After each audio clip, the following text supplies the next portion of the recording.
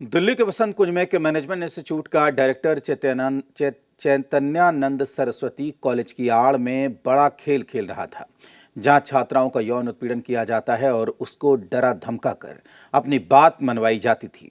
अब पुलिस चैतन्यानंद की तलाश में है और वो फरार है। चैतन्यानंद के मामले में नया खुलासा भी हो रहा है, जिसके मुताबिक 12 सालों से चले आ रहे उसके इस खेल का अंत हुआ एक ईमेल से।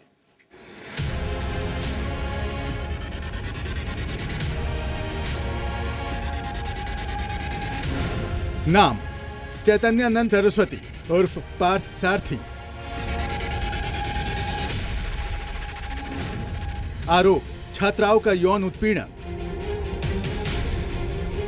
दिल्ली के वसंत कुंज में बना श्रृंगेरी मठ का ये इंस्टीट्यूट, जहां छात्र सुनहरे भविष्य के सपने के लिए पढ़ने के लिए आते थे।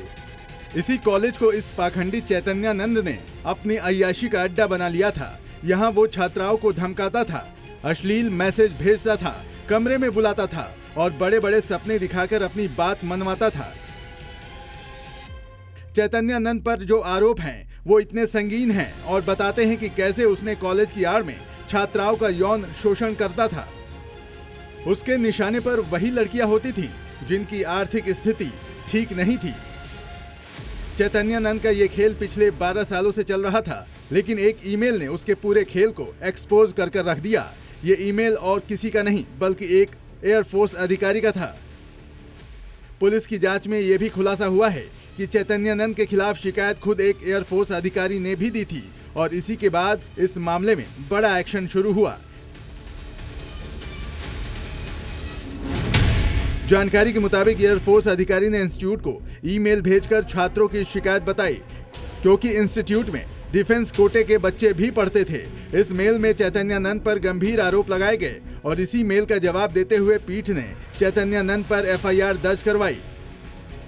कॉलेज की तरफ से 2 अगस्त को वायुसेना मुख्यालय को जवाब भेजा गया कि इस मामले में एफआईआर हो चुकी है और उसके बाद ही कॉलेज ने 300 से ज्यादा पन्नों के सबूत पुलिस को सौंपे। पुलिस सूत्रों के मुताबिक इंस्टीट्यूट में लगे कुछ सीसीटीवी कैमरों की फुटेज सीधे स्वामी चैतन्यानंद सरस्वती के मोबाइल फ़ोन पर देखी जाती थी और बाबा उन्हीं फुटेज को देखने के बाद अपनी 3 राजदार के जरिए उन लड़कियों को अपने पास बुलवाता था।